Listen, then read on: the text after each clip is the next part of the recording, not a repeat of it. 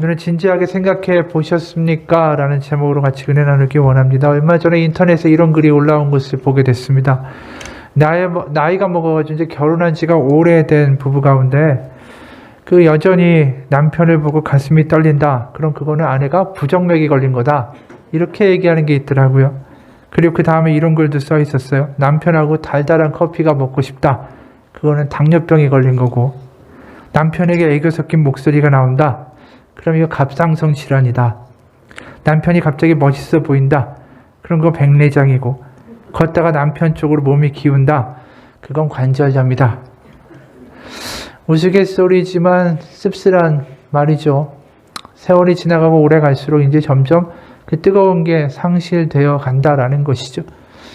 이 이야기를 하는 이유는 우리가 부활절을 맞이하면서도 이런 모습이 있지 않는가라는 생각이 들어서예요. 우리가 신앙생활을 오래 하면 오래 할수록 이 부활절을 여러 차례 맞이하지 않습니까? 어려서부터 신앙생활하면 20번도 넘는 신앙생활, 20년 동안에 20번도 넘는 부활절을 경험했을 거고, 그러다 보면 부활절이 어느 순간 나에게 그냥 밋밋하게 다가올 때도 있게 된다라는 것이죠. 오늘 우리가 부활절의 예배를 드리면서 어떻게 느껴지십니까? 부활절이라는 이 소식이 우리 가운데 기쁨과 설렘으로 다가오십니까? 아니면 매해마다 오는 밋밋한 마음이 되십니까?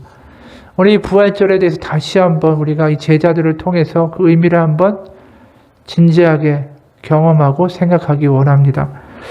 제자들이 우리가 알다시피 예수님이 십자가에 못 박히시고 죽으시자 다들 도망갔습니다. 그리고 오늘 본문을 보게 되면 예수님이 이제 장례를 치르고 그 다음에 여인들이 그나마 이제 무덤에 가보는 것으로 오늘 장면이 시작하죠. 1절을 보면 안식 후 첫날에 여인들이 무덤에 갔다라고 이야기합니다.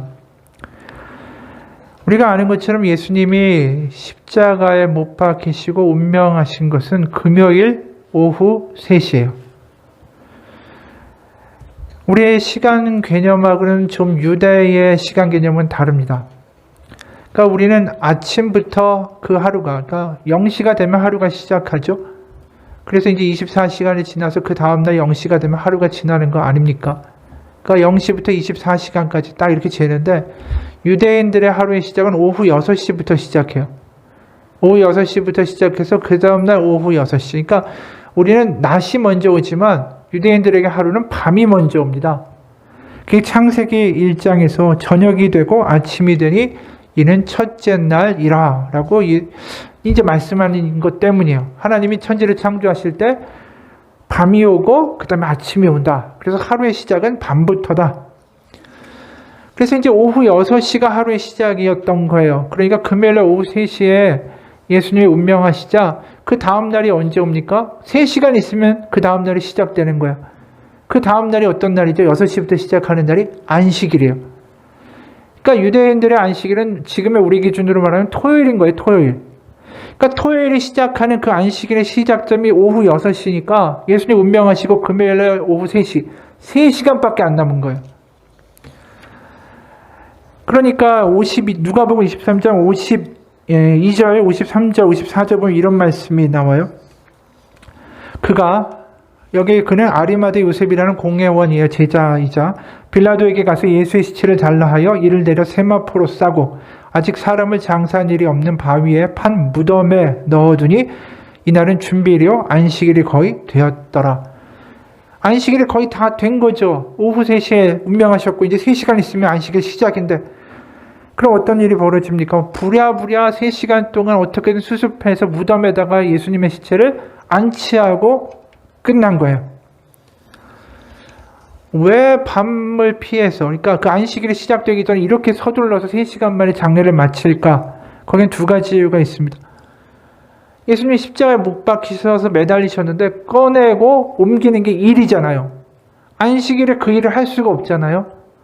그럼 안식일 내내 그 십자가에 못 박아두고 시체를 그렇게 둘 수가 없으니까 안식일 일을 못하니까 빨리 해야 되고, 두 번째로는 신명기 21장 23절에 이런 말씀이 있어요.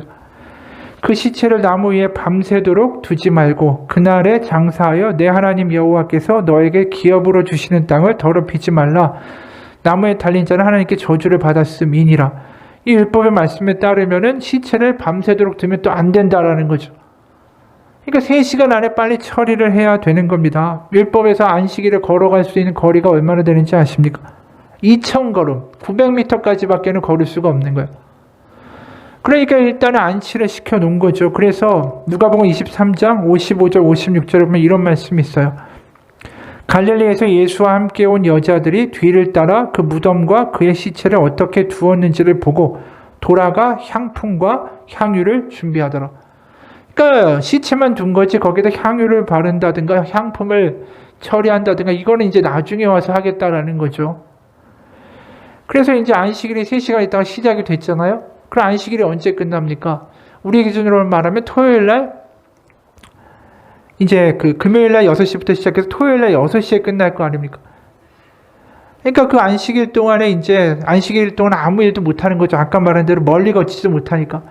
그러고 나서 이제 밤을 지내고 우리 기준으로 주일날, 일요일 주일 되는 아침에 이제 오게 될 수밖에 없는 거예요. 상황이 지금.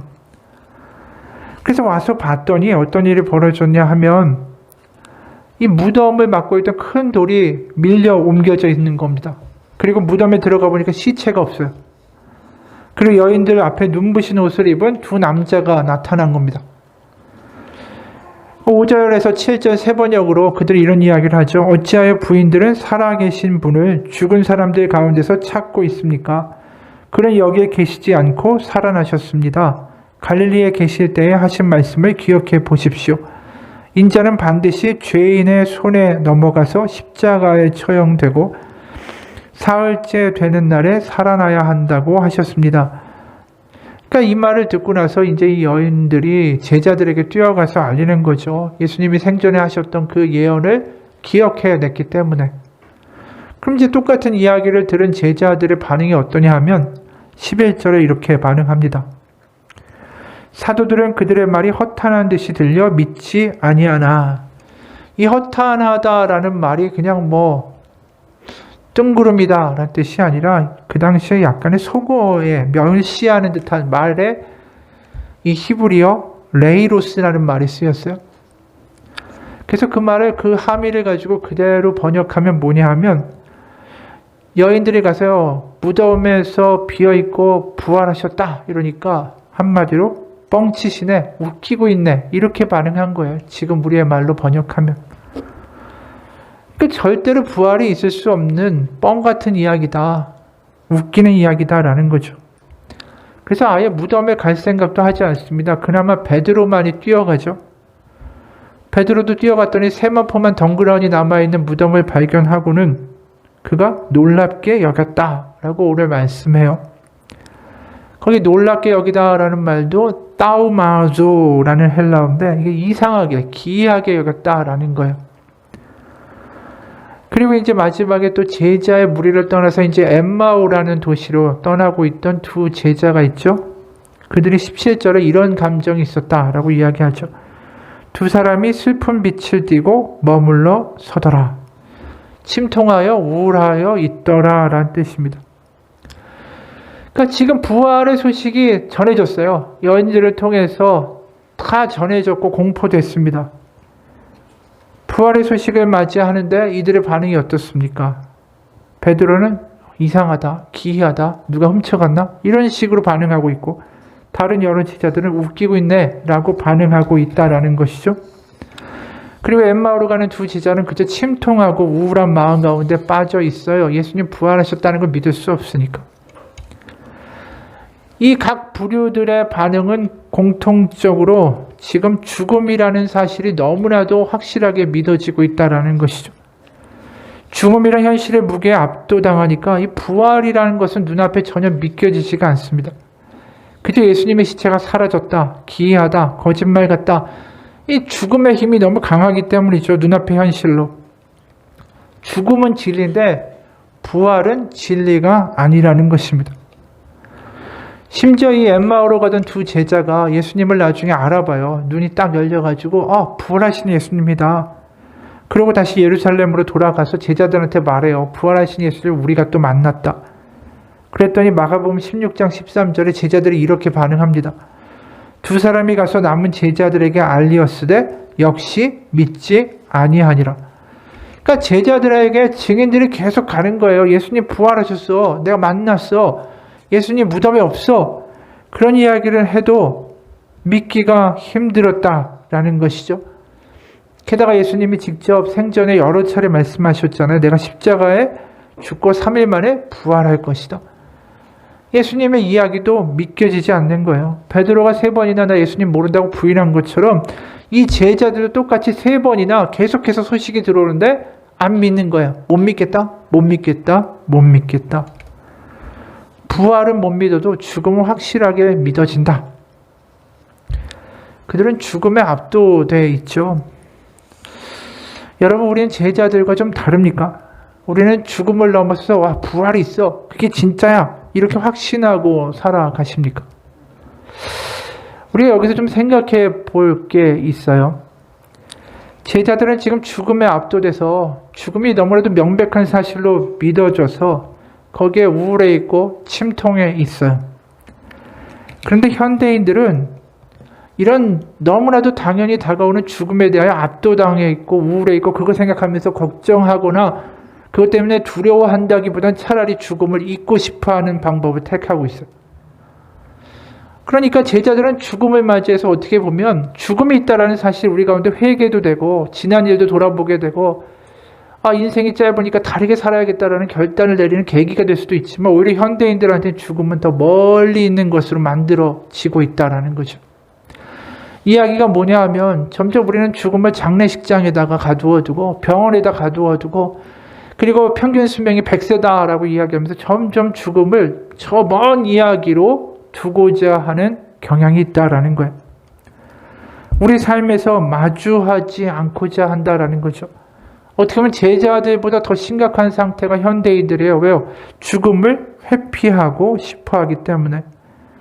확실한 결말인데도 불구하고 죽음에 대한 이야기를 나누기를 꺼려합니다. 그러니까 교회에서도 어떻게 보면 죽음에 대한 이야기보다 위로와 사랑에 대한 이야기를 하지 죽음에 대한 이야기를 사실 교회에서도 많이 사라지고 있다라는 것입니다. 그러다 보니까 죽음에 대한 생각과 그거에 대한 답으로서의 부활을 진지하게 고민하기보다는 그냥 오늘이 내일이 되고 내일이 모레가 되고 매일매일 그냥 이렇게 살아가겠지, 계속 가겠지라는 그런 생각을 가지고 살아갈 때가 더 많다라는 것입니다. 한 이야기를 소개하죠. 어떤 사람이 죽음과 계약을 맺었대요.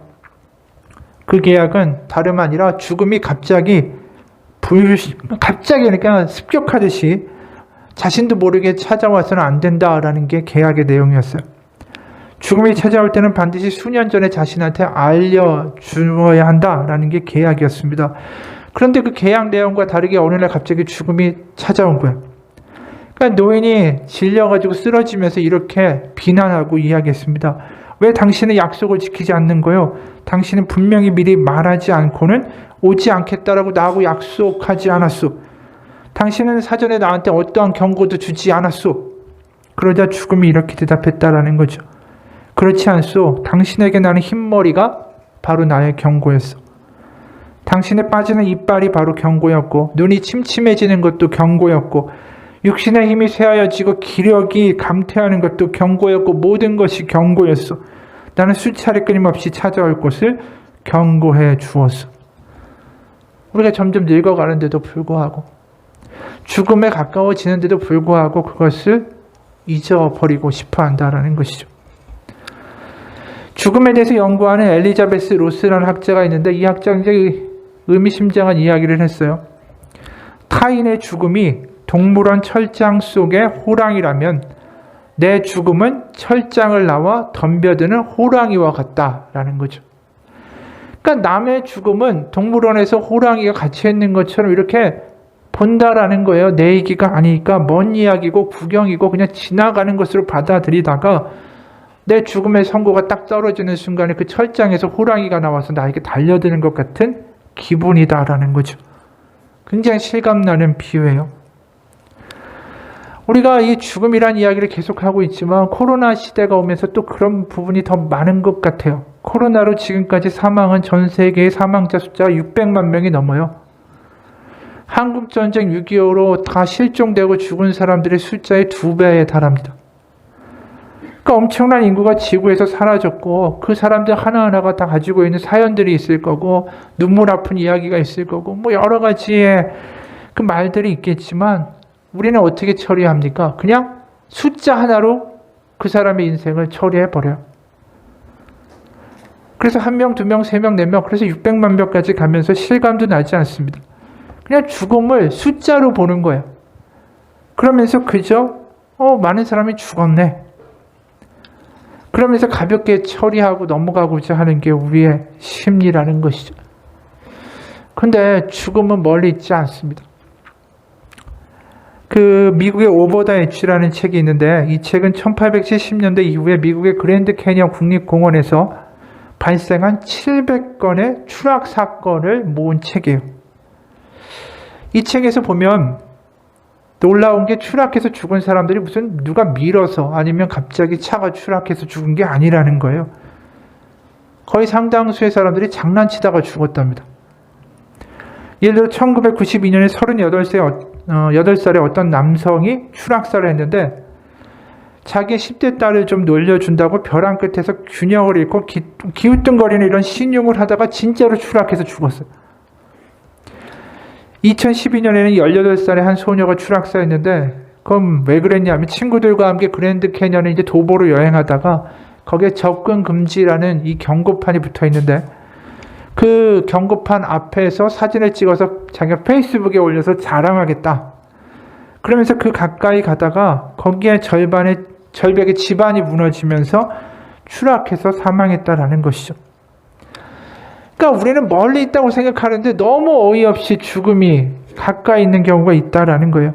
전에도 한번 이야기했는데 그 100년 전에 침몰한 타이타닉이라는 배가 있죠. 그 사고로 1000명이 넘게 죽었는데 그 당시 최고의 기술로 만든 초호화 대형 여객선이었습니다.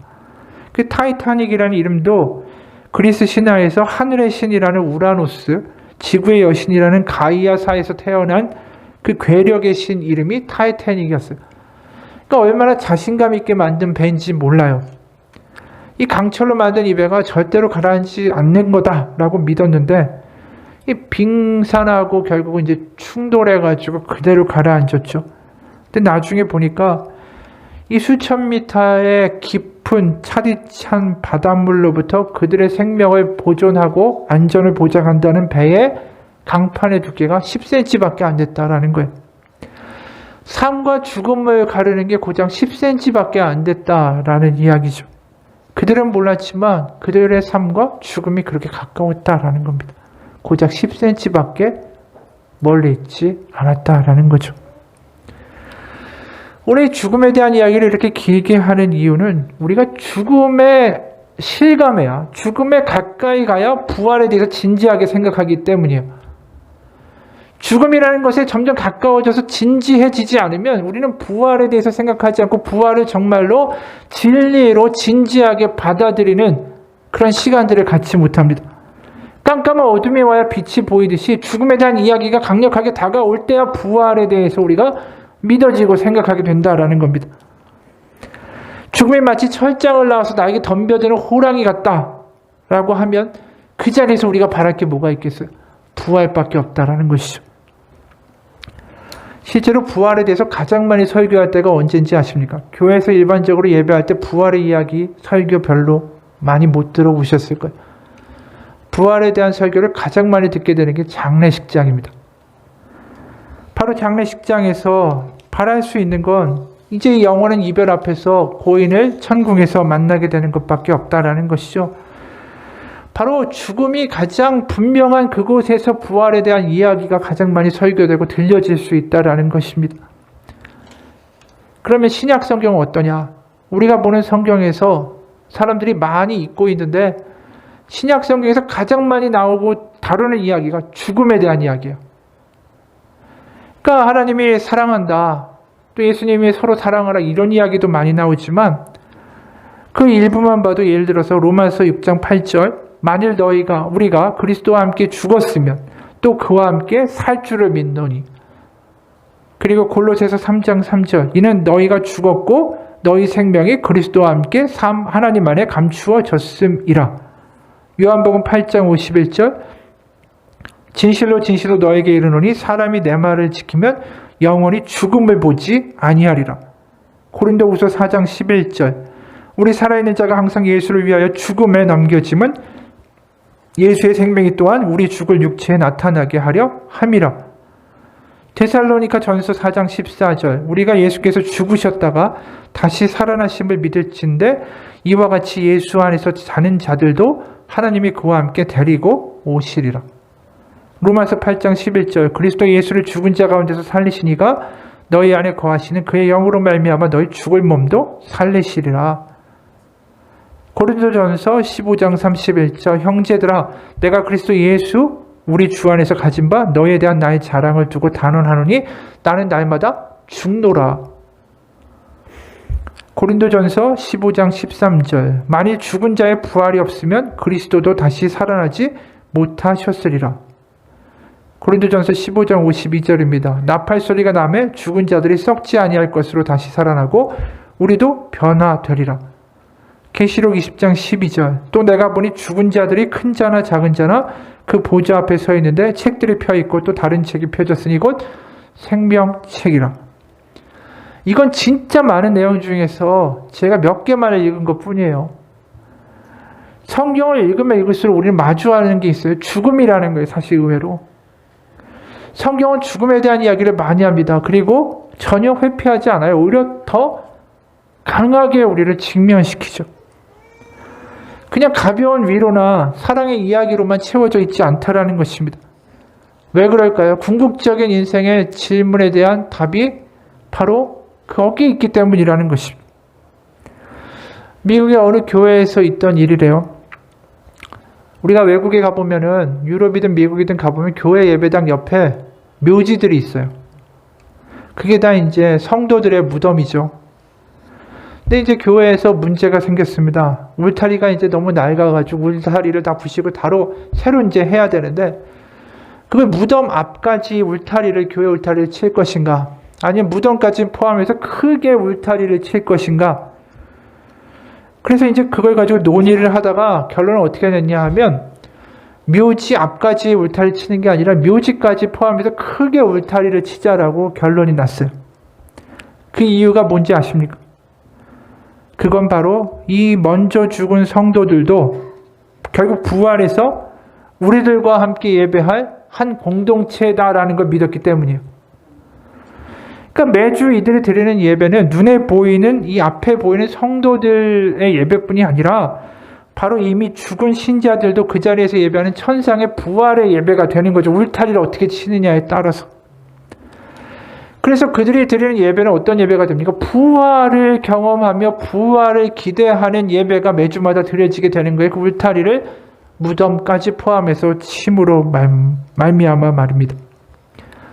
그러니까 부활이 믿어지니까 그게 이제 죽음을 끌어안을 수 있게 된 것이죠. 그러니까 부활이 있을 때 죽음을 두려워하지 않고 끌어안을 수 있는 용기가 생기는 거. 그게 지금 신약성경에서 계속해서 이야기하는 죽음을 이야기하는 이유와 근거가 된다는 것입니다. 부활이 있기 때문에 그 죽음에 대한 이야기를 이렇게 당당하게 할 수 있고 부활이 있기 때문에 죽음에 대한 이야기를 직면할 수 있는 힘과 용기가 생기는 게 이 성경의 말씀이라는 것입니다. 그러니까 성경에서 부활을 빼놓고 죽음을 빼놓고 이야기할 수는 없어요. 전에도 한번 이런 글을 읽어드렸는데 이제는 하나님의 임재를 믿습니다라는 이탈리아 롬바르디아 주의 38세 의사의 글인데 코로나가 아주 이탈리아에서 심해서 대책도 없이 수많은 사람들이 죽어갈 때 이분이 이런 글을 올렸었죠. 이렇게 말합니다. 수많은 어두운 악몽 같은 순간들을 지나왔지만 지난 3주 동안 여기 우리 병원에서 발생한 일들을 내가 직접 보고 경험할 것이라고는 상상도 해본 적이 없습니다. 그 악몽은 현재 실제로 진행되고 있고 더욱 커지고 있습니다. 처음에는 코로나로 몇 명이 병원에 실려왔고 그 다음은 몇십 명 그리고 몇백 명이 몰려왔습니다. 이제 우리는 더 이상 의사가 아닙니다. 우리는 그저 누구는 살 수 있고 누구는 죽음을 맞으러 집으로 보내져야 하는가를 결정하고 꼬리표를 붙이는 사람들에 불과합니다. 비록 그들이 평생 이탈리아에서 세금을 성실히 납부했다고 해도 죽음을 준비하도록 집으로 되돌려 보내집니다. 2주 전까지만 해도 나와 내 동료들은 철저한 무신론자들이었습니다. 이는 이상한 일이 아닙니다. 우리는 하나님의 임재 같은 것은 믿지도 의지하지도 않았고 그저 사람을 치료하는 논리적인 학문인 의학을 배웠기 때문입니다. 그래서 나는 언제나 내 부모님이 교회에 나가는 것을 비웃었던 사람입니다. 그런데 9일 전 75세 한 목사님이 이 코로나 확진자로 우리 병원에 도착했습니다. 그는 점잖은 분이었고 호흡곤란의 심각한 문제를 가지고 있었지만 병원에 성경을 가지고 왔습니다. 그는 주위에 죽어가는 이들의 손을 잡아줄 뿐 아니라 그들에게 성경을 읽어주곤 했습니다.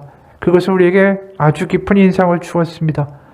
우리가 처음 그분이 전하는 말을 듣는 시간을 가졌을 때 그저 우리는 피곤해 있고 낙담한 의사들이었고 정신적으로나 육체적으로나 모든 것이 무너져 버린 상태였습니다. 한낱 무력한 인간이 우리들이 매일 수많은 사람들이 죽어나가는 이 상황에 대하여 더 이상 아무것도 할 수 없다라는 한계에 이르렀습니다. 우리는 지쳤고 우리의 동료 2명은 사망했으며 다른 동료들도 이미 바이러스에 확진됐습니다. 그런데 인간이 할 수 있는 일이 이제 완전히 끝나버린 상황에서 우리는 하나님이 필요함을 역설적으로 깨달았습니다. 그리고 짧은 몇 분의 휴식 시간이 주어질 때마다 우리는 하나님께 도움을 구하기 시작했습니다. 그렇게 격렬한 무신론자였던 우리가 지금 매일 우리의 평화를 구하고 또 환자를 잘 돌볼 수 있도록 도와주시기를 주님께 구하는 이 모습, 우리 자신들도 믿기지가 않습니다. 어제 75세의 그 목사님은 돌아가셨습니다. 지난주까지 3주 동안 120명이 사망했고 우리 또한 모두 지칠 대로 지치고 무너졌지만 그분은 자신의 위중한 상태와 도와드릴 수 없는 우리의 어려운 한계에도 불구하고 우리가 더는 찾지 못했던 평화를 우리에게 가져다 주셨습니다. 그 목사님은 주님 품으로 돌아가셨으며 현재 상황이 계속 이어진다면 아마 우리도 곧 그분의 뒤를 따를 것입니다. 나는 6일째 집에도 들리지 못했고 언제 마지막 식사를 했는지조차 모르겠습니다. 나는 지금 이 땅에서 나의 무익함을 깨닫지만 나의 마지막 호흡을 다른 이들을 돕는 데 줄 수 있기 원합니다. 나는 나의 동료들의 죽음과 그들의 고통에 둘러싸여 내가 하나님께로 돌아온 것에 대한 기쁨이 넘칩니다. 이 괴물 같은 죽음을 직면하고 어떻게 할 수 없다라는 것을 깨닫는 그 순간에 이 의사는 부활과 믿음에 대하여 하나님에 대하여 다시 한번 진지하게 생각하게 됐다라는 것이죠. 죽음을 맞이하는 순간에 그때는 부활과 하나님밖에는 길이 없습니다. 우리가 그 죽음이라는 사실에 대해서 한번 진지하게 생각해 보기 원합니다.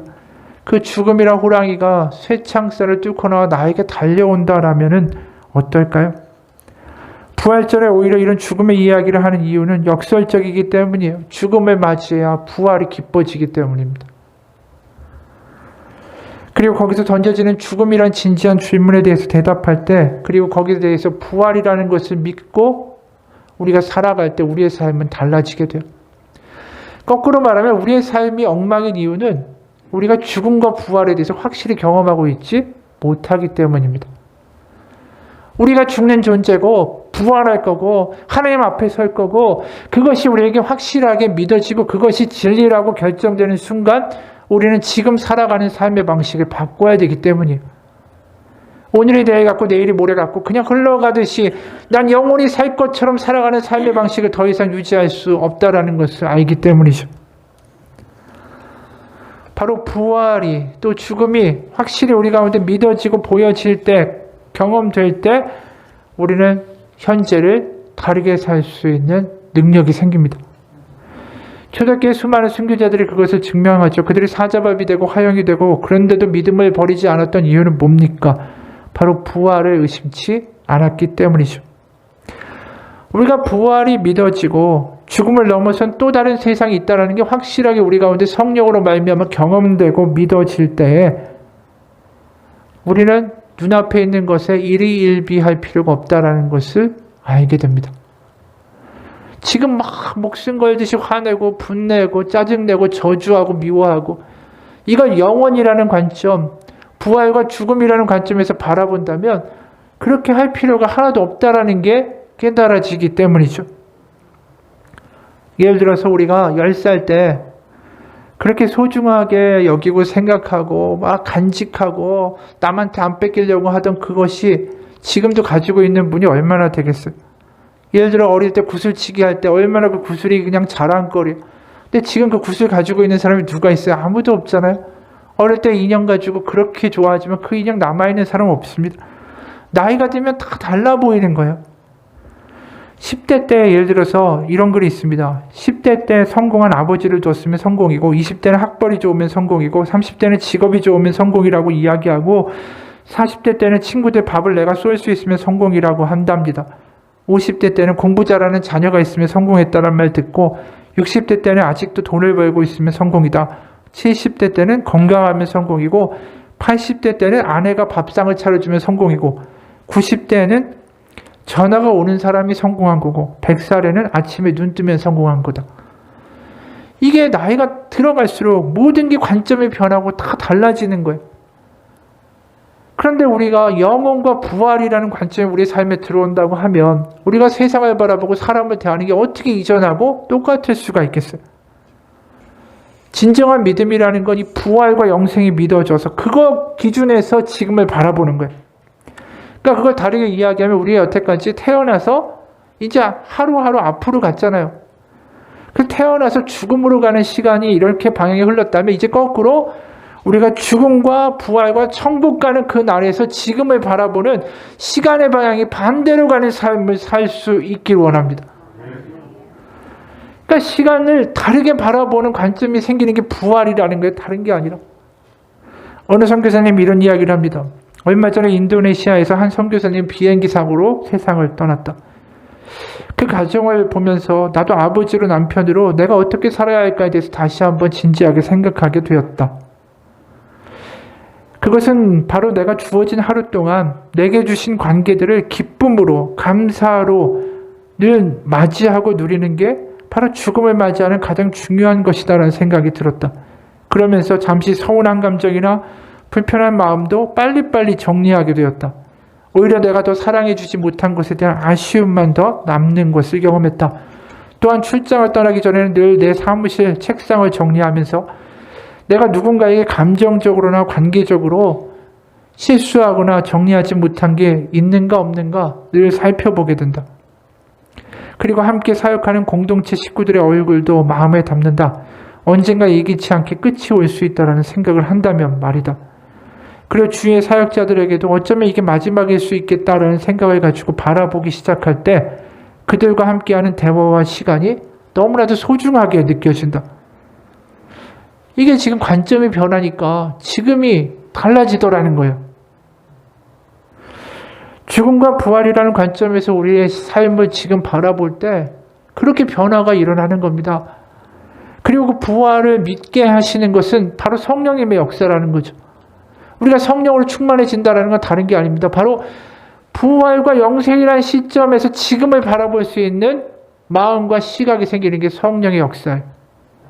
그러니까 용서하게 되고 사랑하게 되고 걸렸던 것들이 안 걸리게 되고 지금 눈앞에 있는 것을 쫓아가지 않을 수 있게 되어버린다라는 것이죠.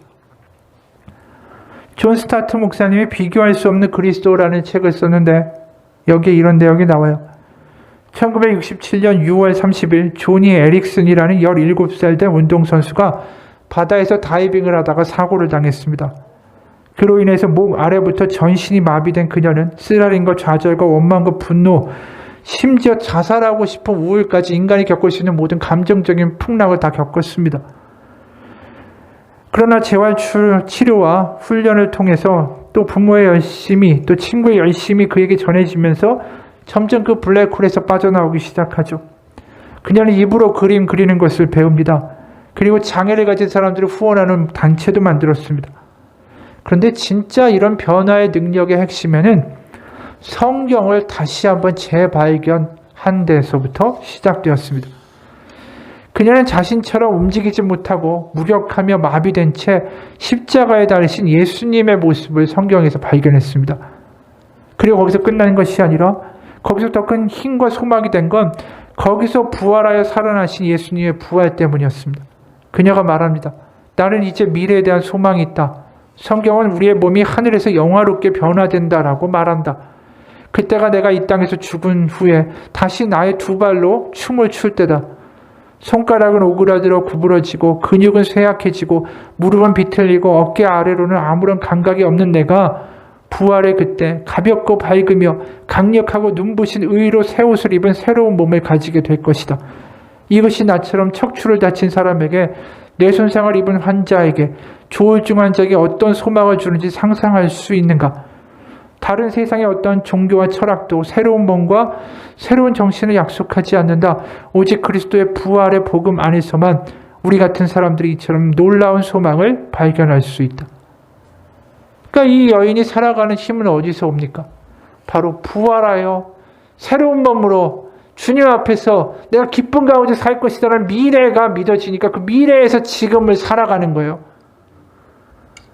바로 고통과 상황의 그 어려움의 상황 가운데 머물지 않고 부활이라는 시점에서 지금을 바라볼 수 있는 능력, 그것이 부활의 능력이고 그것이 성령의 역사입니다. 그래서 성경에서 우리가 많이 아는 구절 있죠. 로마서 8장에 이런 말씀이 있죠. 좀 전에도 우리가 죄사함을 이야기하다가 읽었던 구절입니다. 38절부터 39절.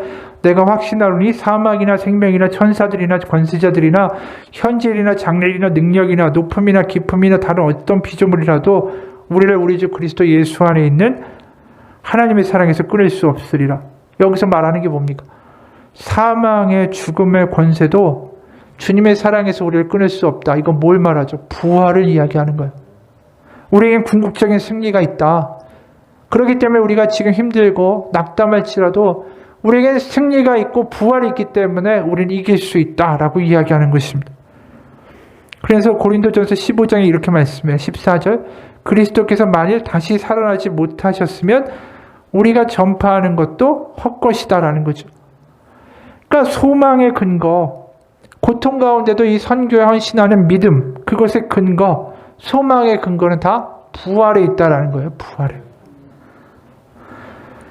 그래서 눈에 보이는 것이 다가 아니다. 또 다른 세상이 분명히 있다. 이렇게 비극으로 끝나지 않는다. 왜? 부활에 있기 때문에. 이렇게 이야기하고 있다라는 것이죠. 그렇기 때문에 갈라디아서 2장 20절의 말씀이 그냥 추상적인 말씀이 아니에요. 내가 그리스도와 함께 십자가에 못 박혔나니 그런즉 이제는 내가 사는 것이 아니요 오직 내 안에 그리스도께서 사시는 것이라. 이 말은 뭡니까? 매일마다 부활을 경험한다라는 거예요. 부활을 기억한다라는 거예요. 그래, 지금 눈앞에 보이는 게 이렇다 할지라도 이게 끝이 아니야. 예수님의 십자가에 못 박히고 내가 다시 부활하는, 내가 그 부활의 약속을 받은 사람이야. 그러면서 그 영혼을 바라보는 삶을 다시 한번 기억하고 부활을 소유하고 확신하면서 매일 오늘 하루를 살아간다라는 뜻이죠. 실제로 어떤 성인 한 분은 죽을 때 이렇게 선고를 받고 너무나도 기뻐했다라는 거예요. 그러면서 이 성인은 이렇게 이야기했습니다. 나의 죽음을 인하여 주를 찬양할지라. 죽음을 피할 수 없음은 축복 중에 축복이니 두 번째 죽음이 우리를 해치 못하리라. 왜 죽음이 축복이 된다라고 이야기했을까요? 부활이 있기 때문에. 죽음은 심판이 아니라 새로운 세계로 가는 통로가 된다고 믿었기 때문에. 그렇기 때문에 죽음을 축복이라고까지 말할 수 있게 된 거 아닙니까? 우리가 오늘 부활절 바로 이 자리에서 그런 부활의 능력이 우리 가운데 확신되기 원합니다.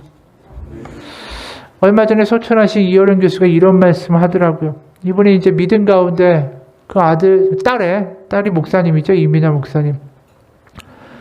그래서 굉장히 이성적인 분이지만 예수님을 믿고 이제 얼마 전에 소천했는데 이런 이야기를 했어요. 죽음이라는 게 거창한 것 같지 아니야. 내가 신나게 글을 쓰고 있는데 신나게 애들이랑 놀고 있는데 불쑥 부르는 소리를 듣는 거지. 그냥 야 그만 놀고 들어와서 밥 먹어. 이쪽으로 들어오라는 엄마의 세계로 돌아오라는 건너오라는 부름이 죽음이지. 죽음을 이렇게 이야기할 수 있다는 거, 이거 믿음 없으면 이야기할 수 없는 것. 놀고 있다가 엄마가 야 이제 집에 들어와라 라는 부름에 돌아가는 게 죽음이라고 이야기했어요.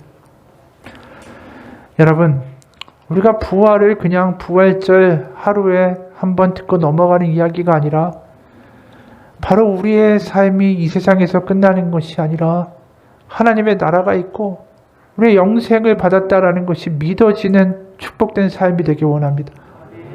부활이 매일매일 경험될 때 우리는 오늘을 다르게 살아갈 수 있는 사람이 됩니다.